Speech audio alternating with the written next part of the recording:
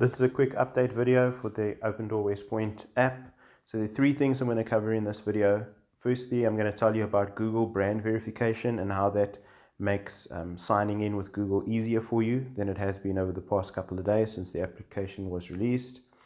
Secondly, I'm going to tell you how to update your name, surname, those sort of details if you've incorrectly filled it in the first time. This seems to be happening particularly with Apple, and I'll explain why and how to avoid the problem the first time you sign in with Apple, as well as fix it if you wish to do so after you've signed in.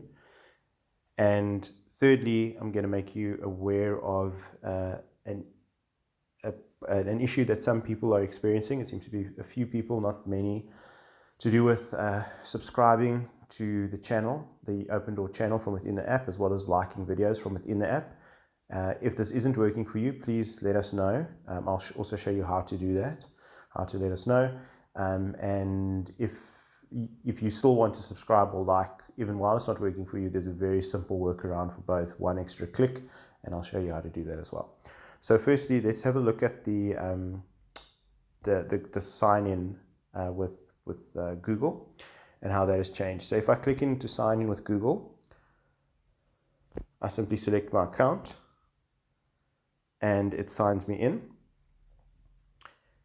In some cases, it may ask you to grant certain scopes to people, to the app, so that it can link to YouTube and that sort of thing.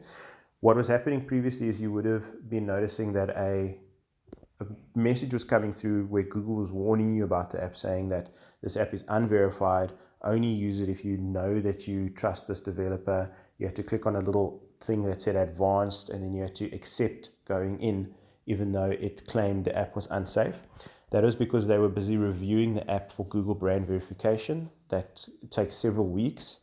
And today they did inform us that the application has passed brand verification, meaning that they now recognize it as not only a legitimate brand, but also safe for people to use, anyone that's getting it off the Play Store and such. So it's different to what some of you may have seen where it says it's verified by Play Protect. That is kind of only the first level of things. This brand verification, the majority of apps that you get off the Play Store are not actually brand verified. You only have to brand verify if you're doing certain things, like linking with YouTube and stuff like that. So that's a good step in the right direction to just let you know that the app is legitimate. It's not some kind of rinky-dink thing. Now, this verify user details is what pops up for the first time that you sign in with Google or Apple. And I'll show you in a moment how it looks different when you're signing in with Apple. So I'm just going to verify these. And then I'm going to quickly delete my account. So I'll go to settings, delete my account. This is so that I can show you what it looks like if you signed in with Apple for the very first time as opposed to Google or HisChosen. So I'm going to go back to sign in. I'm going to now sign in with Apple, and then I'm going to pause the video just as I enter my credentials. Okay, I've entered my credentials. Click continue. It'll take me back to the app. It's now signing me in with Apple. That was successful. It's going to ask me to verify these. So bear in mind, this is only the very first time that you sign in using Google or Apple that it does this. You'll see now, this is where I think some users are getting slightly confused. It says that your first name, your last name, and your full name are unknown. When I signed in with Google, you saw that it knew my first name, last name, etc. It is able to pull that information from your Google account automatically and then store it within HisChosen from that point onwards. From Apple, it isn't able to do that. So that's why it comes up with unknowns. So you can leave it as unknown, but then everywhere in the application, it's going to say, welcome unknown. When you go put in a prayer request, it's going to pre-populate your name and surname as unknown. So it's not overly useful, but you can do that if you want to. You can just click verify and move on. Otherwise, the intention was for you to simply update that yourself, since the app couldn't figure it out from Apple. So that's what I'm doing now. and then I click verify.